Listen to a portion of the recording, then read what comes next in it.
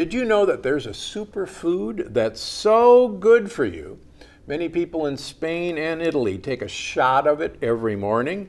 Yep, it's true. The superfood I'm talking about is olive oil. Olive oil, and I'm talking about extra virgin olive oil specifically, is arguably the most nutrient-dense food you can put in your body. It's loaded with antioxidants and polyphenols. The superfood can help promote healthy cholesterol levels, regulate your blood pressure, strengthen your immune system, and actually feed your brain. In fact, it's so good for you, I tell my patients the only purpose of food is to get olive oil into your mouth. But not all olive oil is equal, and today my guest and I are going to discuss why. In just a moment, I'll speak with the olive oil hunter, t.j. Robinson. As the founder of the Fresh Pressed Olive Oil Club, TJ imports flavorful premium olive oil from all over the world to the United States year-round. Today we'll discuss the health benefits of using olive oil and what you should look for when selecting an olive oil. We'll talk about easy and delicious ways to incorporate this nutrient powerhouse into your diet. TJ, welcome to the program. Thank you. So happy and honored to be here. You're like my poster user. Whenever someone says to me, "Can I use too much olive oil?" I always say, "Dr. Gundry uses about 1 liter a week." So I'm like, you're my poster boy user. Well, and I'm a big fan of your missives that you send out, and so you were a chef and a food journalist on your first tour to Sicily when your love affair with olive oil began. Tell me about that experience. Sure, absolutely. So yes, I was working and living in New York City, working for a food network. And at that time, I had the opportunity to travel to Sicily right at harvest time. And I tasted something that changed my life, and that was fresh pressed olive oil. Being like most Americans, growing up not tasting fresh olive oil, living around olives. I didn't live in California, where we only produce these days, about 5% of what we consume in the U.S. is produced in the U.S. The rest is all imported. So it was really my first time being there at the actual press, and it's kind of like the difference in like fresh pressed apple cider or fresh pressed OJ versus like canned concentrate or something like that I was used to as an American. So it was a big epiphany to me, and of course I wanted to, being the chef I am, I love to share, so I wanted to bring it home to share it with my friends and family and fellow chefs, and anyway, it was a big moment for me. And I think, it's interesting that this occurred in Sicily because I'm actually a huge fan of Sicilian olive oils, and I've actually adopted a grove in Sicily for some of my own olive oil. And that's super cool. And we're gonna get talking about that. So a lot of people probably don't know that how the olives are grown, the soil conditions, the stress that the olives go through makes a difference, just like a great wine. Absolutely. Absolutely. So you're going around the world to find this stuff. Why don't you take me through that? What makes a great olive oil? Sure. So for me, freshness is definitely key. When you talk about health benefits and polyphenols and all the high levels of antioxidants that you want in a really healthy olive oil, something you really want to have in as part of your healthy diet, you want to look for fresh oil, which means I follow the global harvest. So I'm one of those rare breeds that every quarter I travel, whether we're in the Mediterranean, which would mean Italy and Greece and Spain and Portugal, and then I travel south of the equator for their season, their fall, which is opposite of the Mediterranean in our summertime. So I'm there in Chile and Argentina, which Chile has beautiful fruit. I mean, the climate, the Mediterranean-like climate zone in Chile is beautiful. And then I'm just home, actually. If I have bags under my eyes, you'll know why. I've got jet lag. I'm just home from Australia, hanging out with the kangaroos Perus and the olive groves over there, where they also grow wonderful olive oil. So freshness and following the seasonality, those polyphenols and healthy antioxidants, they decline rapidly over time. So about 6 months, they start to deteriorate after the pressing. So for me, you know, I'm on the global quest of freshness, which is a high quality indicator. Of course, picking the fruit very green, that makes a great olive oil. So if an olive is green when it's harvested, it will have about 10% yield inside the fruit, 10% oil. If you let that same olive hang on the tree until it's completely black, you could get up to 30% olive oil.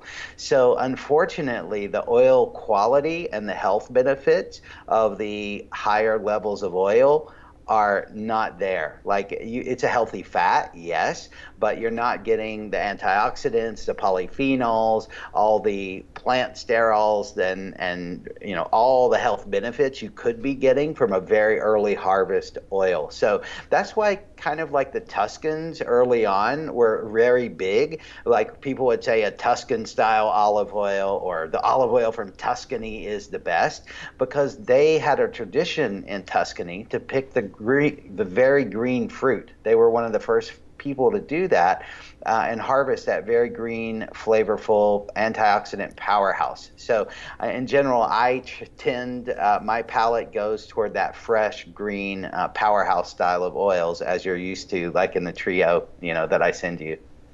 Yeah, so, you know, I think that's a good point. Now, sometimes in America, we see the words Nuvo oleo or Nuvo olive oil. Is that a sign that these were picked greener? It can be a sign. Usually it's a sign of freshness, but you know, I have some issues with that because sometimes they'll bottle it in clear bottles, you know, to show off its fancy color, which is great if you can consume it within the first few months of harvest. But unfortunately, with these some olive oils, people think like unfiltered and they look for really cloudy olive oil, and that can be good the first few months of harvest, after harvest. So first of all, always looking at harvest date. Single estate farms. But what happens is in an unfiltered oil, and if you lightly filter the oil or let it naturally settle before you bottle it, what can happen if there is sediment in the bottom of the bottle, that starts to ferment. So there's water in there, there's vegetable yeast, and that causes defects in the oil. So a high quality olive oil from a professional taster standpoint should have no defects in the oil to be considered extra virgin. It shouldn't be non-defective. So you would get those defects if the if all that was sediment was on the bottom and starting to ferment over time. But typically that is an early harvest style oil. That is a category, and you know, some marketers have kind of latched onto that term, but it's not Novello or Nuovo if it's 9 months old. And you know, so you got to check your harvest date. That's key. I think that's a great point. It's a point I make in all my podcasts and videos, that you really need to see a harvest date on the label. And absolutely. The other thing that I warn people is that the sell by date or use by date is it's horrible, number one. Yes. I mean, tell me why that is. Sure, that's a super great question, because really that is placed on there at the time of bottling, not the time of pressing, especially if you're buying from one of the big bottlers, which has a lot of, where they import a lot of different oils from a lot of different countries. And you can see on there when it says like sourced from, and you see the initials of 8 different countries, how much micromanagement do they really have of that product? I mean, olives, after all, are a fruit, right? So we have to think of them like fresh fruit juice. Yes, unfortunately, yeah, it's based on a lot of times on bottle date, not on when the fruit was harvested or it was actually pressed. So yes, yeah, it's best to always look for harvest date, you know, dark bottle, single estate, those sort of tips for sure. Yeah, I've been shocked even going into gourmet grocery stores or gourmet wine shops and seeing these what appear to be, gorgeous, expensive olive oils. And in fact, I was in one last weekend, and I always pick up and look on the back, and many of these were pressed in 2015 and 2016, Whoa. and they're selling for $50 and $60 a bottle. And I'm going, what the heck are these doing here in this high-class store? Yeah, that is absolutely true. And Americans have been kind of tricked into buying like fancy bottles with nice cut glass and beautiful labels. And honestly, it's tough. It's really tough. The big bottlers are doing a better job than they were. They're transitioning away from the clear plastic bottles and over to at least tinted glass, light or tinted plastic. The PET bottles does keep some of the light out. Fluorescent lighting in grocery stores, not ideal for olive oil. Light destroys olive oil. So, the big bottlers are trying to do better, and are succeeding on some fronts. And there's a place in the olive oil market for everyone, whether you're the everyday consumer or if you're really focused on your health and want to use olive oil as a conduit and backbone to your healthy lifestyle, which is where we fall. We fall in that camp. So we want the best we can get our hands on. So you're all over the world. I mean, give me a few of your greatest adventures. I mean, how do you find these individual producers? I mean, you get off the plane and call Uber and say, "Hi, I want to find a great olive oil producer." I don't think so. No. Well, for me, it really starts with relationships. So I started in about 2005, tasting and importing olive oil, and I really started to educate my own palate, and that's what I advocate for consumers to do today, is to really educate their palate. So what I do, I of course have my producers, my let's say contenders, who I work with, who are, let's say in Italy, for example. Up north, I have the Brunetti family that I love, a great Tuscan family. I've worked with them for many years. And if it's not a good year in Tuscany, I can go further south to, let's say, Calabria, and I can, hang out with one of my families there, Labrandi, who has great fruit, great machinery, beautiful olives, or I can move down to Sicily. And every year, and that's one of the issues that's important to bring up. It's not easy to just pick one producer and consistently purchase from that producer, because olives are fruit, and every year they are different. So it's really hard to have one grove that's very consistent, high quality, high polyphenol olive oil, just because of the ebb and flow of the fruit trees and how they produce. In fact, typically they produce much more one year and much less the next year. So on the lower year, they may be pushing the fruit, letting it get a little riper on the tree, extracting it, pressing it at a little higher temperature to extract a little more oil, because their mortgage payments, they don't change year to year. They're farmers after all, right? They're farmers, that's right. So it's relationship building, trust, having a stable of important winners in important global competitions in olive oil. So, for example, there's a guide in Italy called Flos Oli, and Flos Oli has a guide. It's got about 400 producers around the world that are ranked, and every year they have a top 20, the coveted Flos Oli top 20. And every year they choose 20 farms around the world who are the top scorers and represent certain categories that they have. And they invite them to Rome. It's kind of like winning an Oscar except in the olive oil world. And there's this group called the Flos Oli top 20. So I was at, actually, I think it was Paleo FX I was at, and I had on the table two of my most recent selections. I had my trio from Spain and Portugal, which had 3 beautiful oils in it that I sent out in March. And I had my Chilean selection, which I sent out in June to my club members. And in that group alone, 5 of the 6 producers in those trios were Flos Oli top 20 winners. So I really, work with the farmers who are already winning and working at a very high level. And then I'm kind of like the chef who comes in and wants to make my own sauce, because I think of olive oil as more like a sauce that Mother Nature made for me. So I come in and using different olive varieties. There are about 550 in Italy alone that have different flavor characteristics, polyphenol levels, spiciness, bitterness, fruitiness. I go in and I blend different olive varieties together to create a flavor profile. See, in that trio you have in front of you, there's a mild, a medium, and a bold in every trio.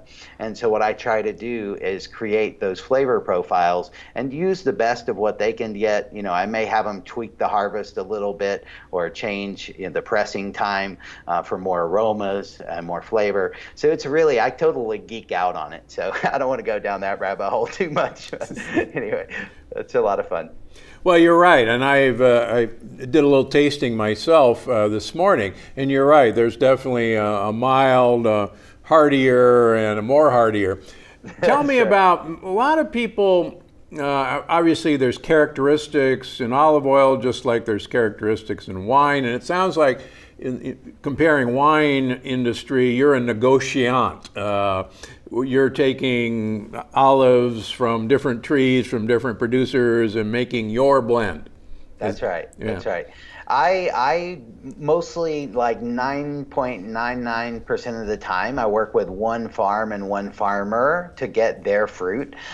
For example, in Italy, I may have to pull in some cousins who have some trees, some family members, and someone who owns the community mill, just because it's a small, time operation. But these are very boutique artisanal oils that people serve, to their family and friends. Most of these oils are not exported, and I think that relationship that I've built over time with the world's top producers allow me their best stuff. It's kind of like me and my wife, we love to have dinner parties and host dinner parties, and we hardly ever invite guests to our dinner parties that don't like food and wine. So it's kind of like my producers recognize that my 15,000 club members, they're very passionate about their product, and they're big appreciators, and they get a lot of good feedback. So for them, it's like having 15,000 guests over that they can share their fresh oil. And when I say fresh, I actually fly it in by jet every quarter, which is really sets the oil apart. And I'm a total control freak about the olive, all the way from the time it's plucked from the tree until it's in the bottle and shipped directly to someone's door. And if I could hand carry it to all my members' doors, I definitely would. But there's a lot of them out there, So well, that's great. Okay, everybody says, "Oh, come on, olive oil is olive oil. I'm just going to go down and get the cheapest stuff." Why is that a mistake? Yes, well, you're not getting the health benefits of olive oil if you do that. You're getting, a decent fat, a good decent fat source, right? But you're not getting all the advantages of the antioxidants and polyphenols when you're looking at single estate harvest fresh oils. So yeah, and it's a lack of control. So yes, unfortunately, the American consumer, the vast majority of them don't see the high value of investing in their health. So they've had to create they let the olives hang on the tree longer, so you get more yield, lower health qualities in that oil, and that's sold at a cheaper price point. So it's really a bulk buyer, bulk game. And like I said, there's room for everybody in this market. But really, if you want the olive oil to be the backbone of your healthy cooking, like you said, you just eat so you have something to put your olive oil on. I'm wondering how you support your habit. I know why you have so many great products, and I'm a big fan. Bless you.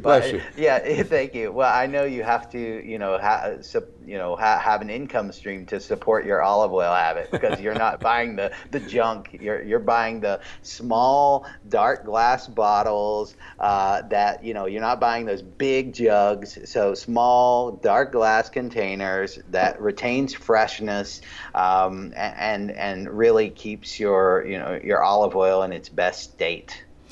Now, it's been said that America is the dumping ground for olive oil. Is that true, or is that overstating the case? It's gotten a lot better in the last few years. Thank God. Really, it has gotten a lot better.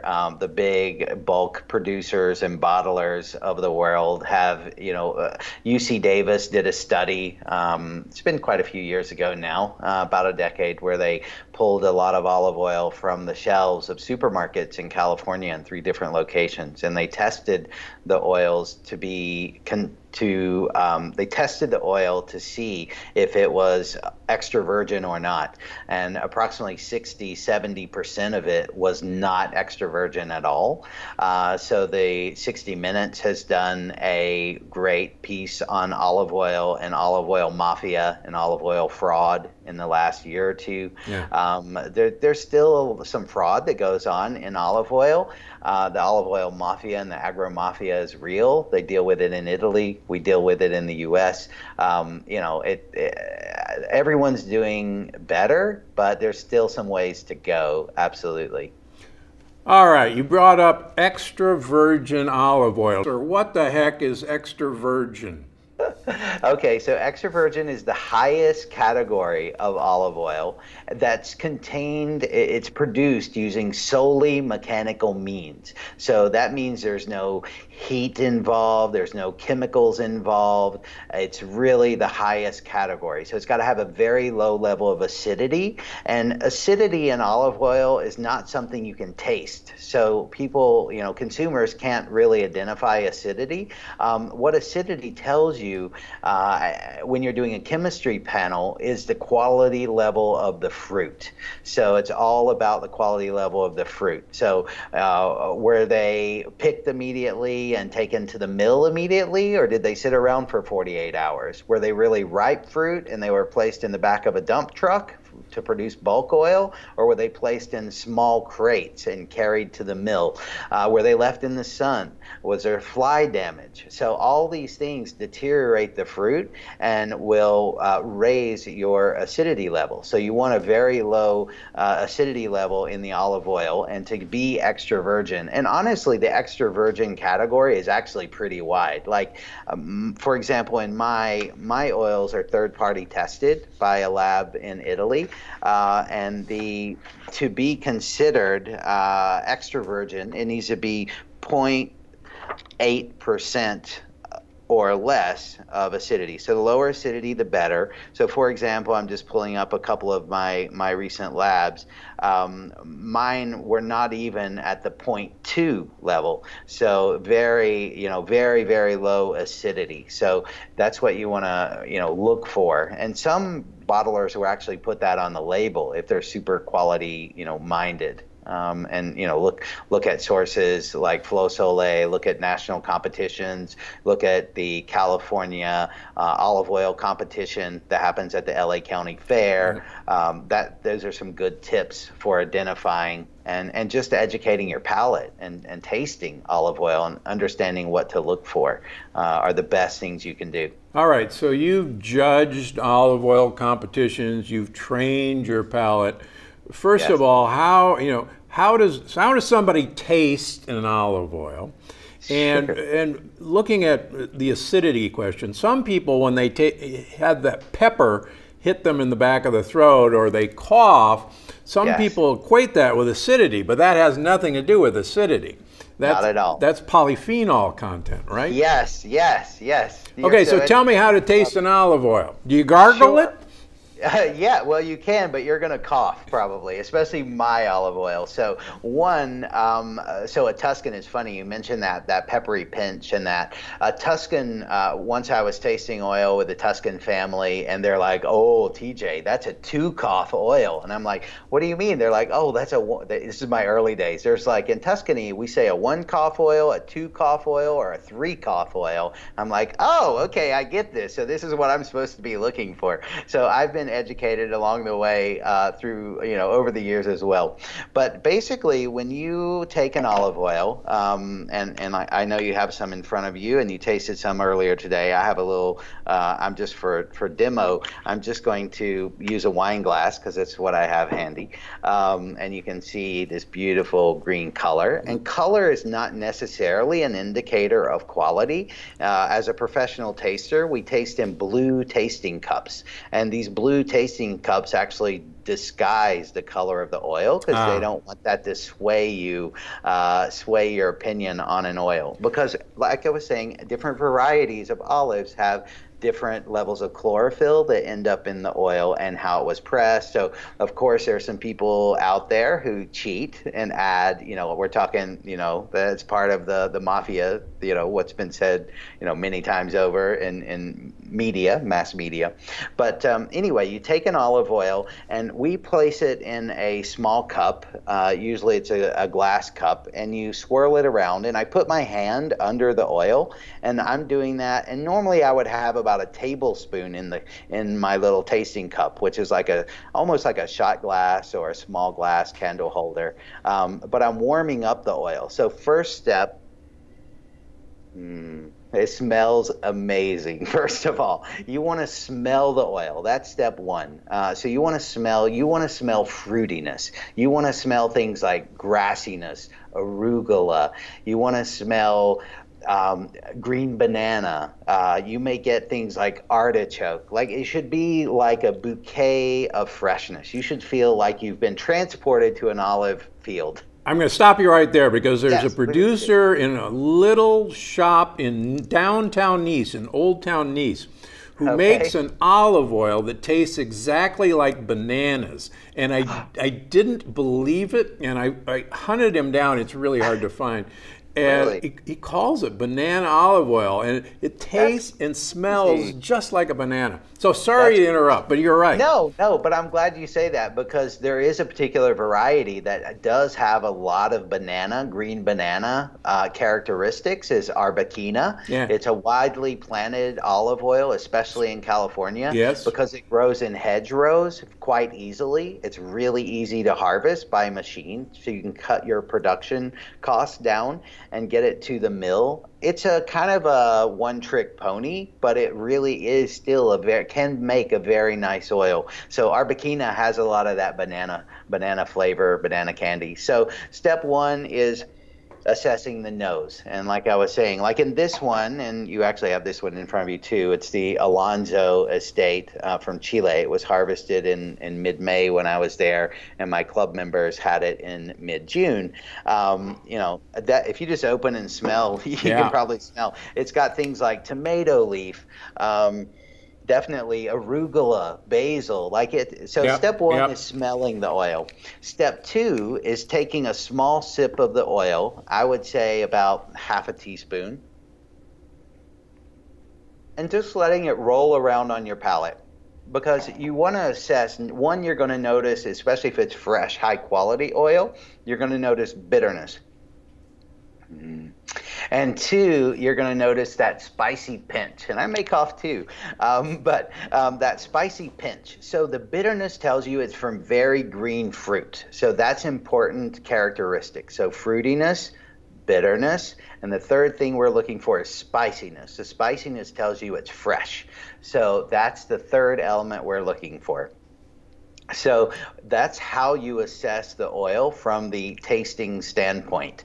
And that's really the best thing you can do. Obviously, looking at harvest date, glass bottles, stores with high turnover, not that wine shop you were at the other day selling fancy bottles. And then you had another question, I think I've forgotten, but maybe it was related to the bitterness of oil.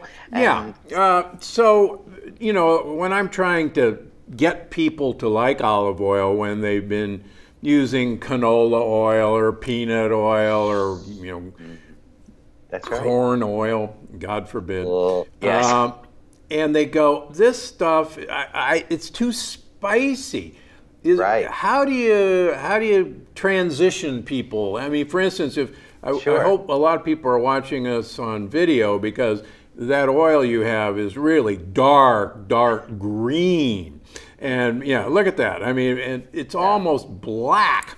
And people go, that's not olive oil. You know, olive oil, it's clear almost. Yeah. Ooh, Yeah. So how do you train somebody to like this stuff? Sure. Is it like learning to drink black coffee?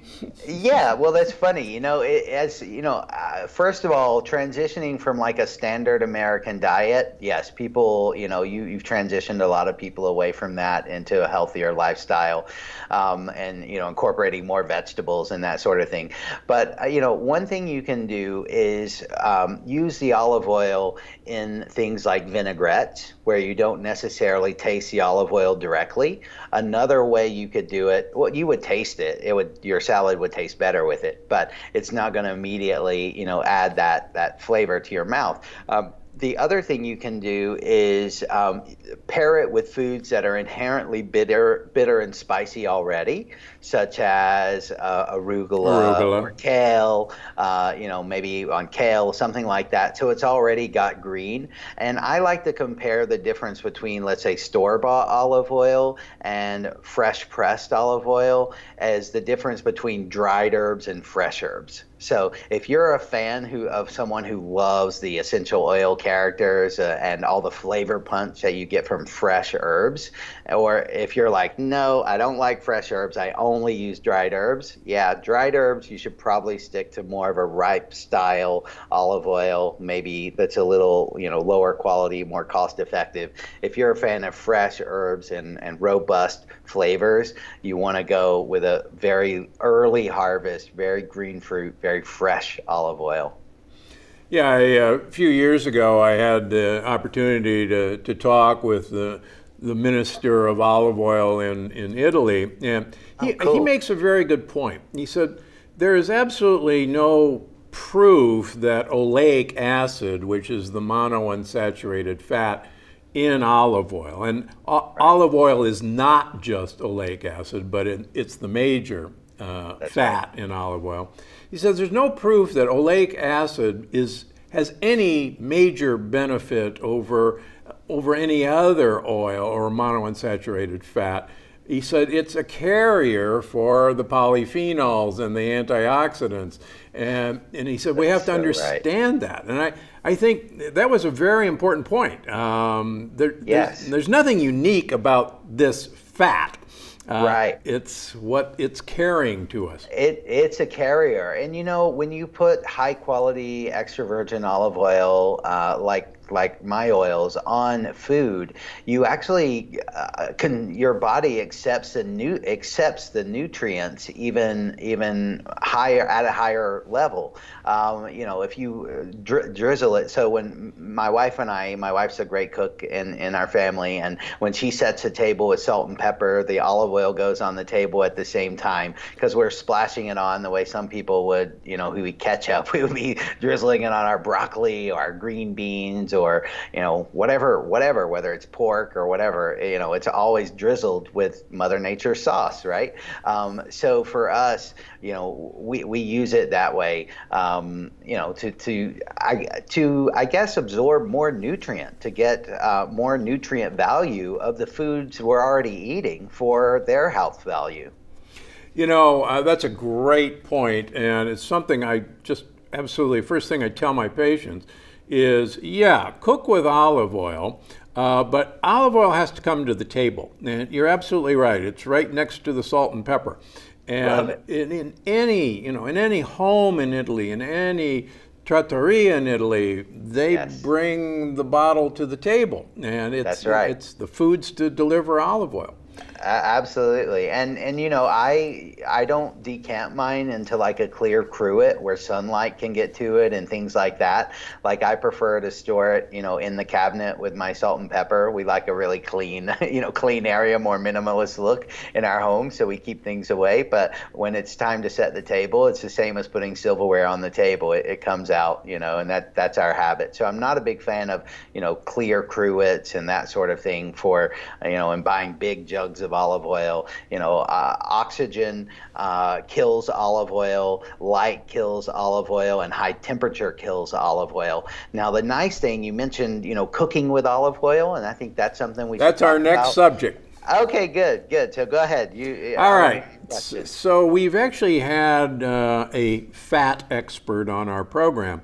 And one of the myths that is out there that I try to dispel, and hopefully you'll join me on this, olive oil, everybody says, well, heat damages olive oil because you can't cook with it because it smokes. And that's proof that it's damaged. Olive oil has a low smoke point. It starts smoking fairly early, but it turns out it is the least oxidizable oil there is. It actually oxidizes less than coconut oil, which is kind of the gold standard. Wow. And so, can you cook with olive oil? Absolutely. I walk into every Italian, Spanish kitchen, and that grandmother who's in her 90s is, cooking everything, whether it's the, chicken Parmesan or whether, what she fries in it, she sautés in it, she roasts her peppers in it. Like, there's nothing that they're not using olive oil for in the Mediterranean, and getting all the benefits of fresh oil there at least once a year. Even if you were to live in Italy, you would only have access to fresh oil once a year. So you can cook with olive oil. I would say that the higher level of antioxidants and polyphenol level in the oil to begin with actually protects the oil when you're cooking with it. So in my home, I love fried eggs for breakfast. So Megan will make some fried eggs for me, and she knows to cook my eggs over, and she's, like I said, a great cook, but she cooks my eggs over medium-low heat, and she does that in the fresh pressed olive oil.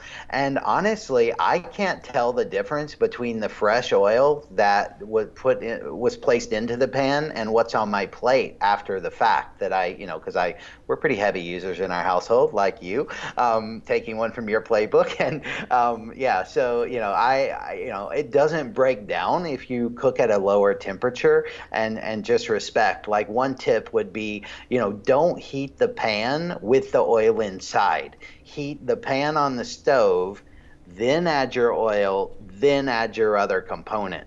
And that just keeps your oil from sitting there, oxidizing and breaking down. So that's just one little, takeaway tip. Great tip. Yeah. All right. Well, with that tip, I think we're gonna finish up. So, sure. TJ, where can people find you and get more information about you and your work and your olive oil club? Oh, awesome. Well, I appreciate you asking. Obviously, I know your listeners are heavy users, and you're really good at, teaching people the quality olive oil is out there, and how to get your hands on it. So my job is part olive oil sommelier and part olive oil concierge. So not only do I sift through the million out there to make my curated trio every quarter, but then I concierge it right to your door every quarter, flown in by air. So the best way for your listeners, I've set up a very special deal for them where they get their first bottle for $1. It's part of my mission and the families I work with to get people educated on quality olive oil. So we want people to have that epiphany that I had in Sicily.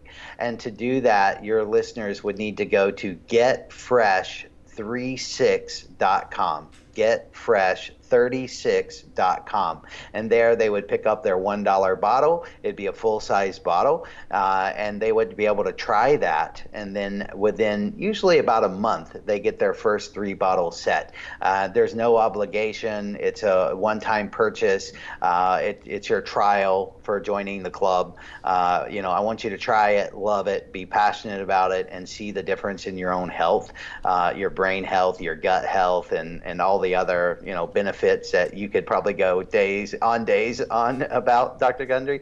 But anyway, it's getfresh36.com.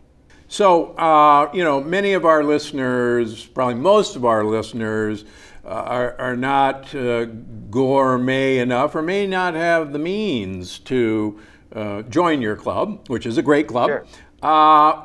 Give us some tips if we're going to Costco or the grocery store or Whole Foods. What do we look for? You want to look for harvest date number one. So harvest date's very important. So if that's not disclosed on the label, I would not purchase it. Two, I would look for dark colored glass. That's essential because light destroys olive oil. The next thing I would look for is a store with high turnover, like the wine shop you mentioned earlier. That had oils that had were pressed back in 15. No. Ideally, you want to consume an oil within 1 year of pressing. If it's to be considered fresh pressed, you would want it within about 6 months of pressing. That's kind of the ideal window. Buying in smaller containers because there's less oxygen getting to the oil. Looking for the words early harvest. And single estate, maybe I've mentioned that one, maybe I haven't, but single estate is important because one producer has had their hands on that product and has managed it all the way through. There are some brands out there like California Olive Ranch that does a pretty good job. I agree. A lot of they're doing a good job with education, and there's some producers in California as well. If you're lucky enough to live there, go to your local farmers market, taste the oil, know your producer. My members obviously have me, and they know I'm certifying their oil, and it's independently third-party tested, and it's a relationship business. But start to build a relationship with your local farmers. There's some oil being pressed in Texas as well, from what I understand, Arizona, and maybe Florida, and a little in Georgia. So anyway, make it a weekend around harvest time in October. Go on an olive oil adventure, and educate your palate. Great. Okay. Let's talk about another myth out there, that the way to test real olive oil is to put it in the refrigerator. Right. So there was a famous TV MD that did a segment a while back that said, place your bottle of olive oil in the refrigerator to see if it solidifies. If it does not solidify, it is not extra virgin olive oil. Well, unfortunately, that has been debunked. That is a myth. In fact, UC Davis did a special report on it. This MD has a lot of influence out there. And of course, I got a lot of emails from my club members saying, I put my olive oil in the fridge. And I'm like, well, I've got my lab report right here that says, it's the highest level in the world. And, I've hand curated it, nurtured it from the tree all the way to your table. So I know every step that's happened to it, in the last month and a half since it was hanging on the tree. But yes, a refrigerator test is not accurate. You wouldn't be able to tell acidity levels just by refrigeration or polyphenol level or anything like that. It's not accurate. And there are other fats in olive oil besides oleic acid. Yes, exactly. The waxes that are on the outside of the fruit, and every olive fruit has different levels of waxiness on the outside, and the plant sterols and all the different levels and layers that you would see inside of a bottle of fresh oil. So it's not accurate. Shelf life of olive oil. When should we use it up? Sure. So really, if you're going with a high polyphenol olive oil, the polyphenols themselves protect the olive oil from breaking down, not only when you're cooking with it, but when you're storing it.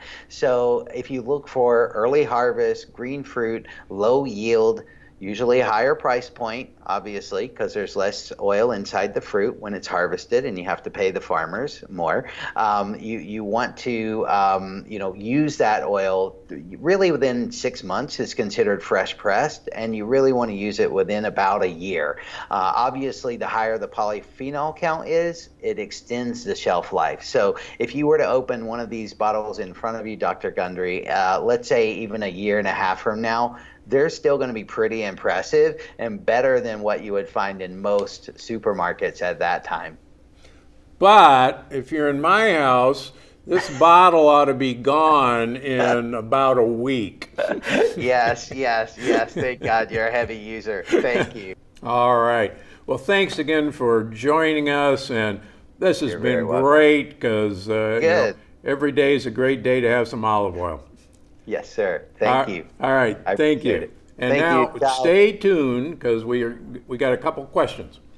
Okay. Ooh, cool. Here's a question from the winning athlete on Instagram. I'm getting great results with your diet. Well, thank you. And I've been having hunger problems. I really want to suppress my hunger without eating meat because meat causes us to age. Could you please tell me how to suppress my hunger? Well, I think there's a lot of options for athletes without eating meat. Obviously, I'm a huge fan of nuts, but I've had so many of my patients tell me that the plant-based protein powders, particularly like hemp or flaxseed or spirulina-based protein powders, really fill you up.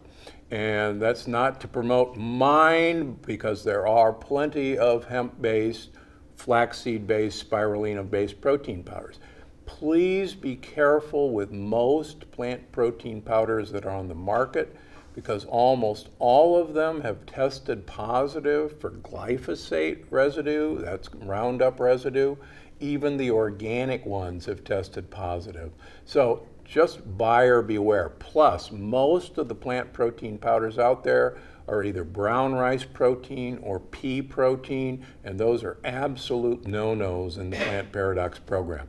So, great question. Fill up on nuts or get yourself some flaxseed, spirulina, and or hemp seed protein.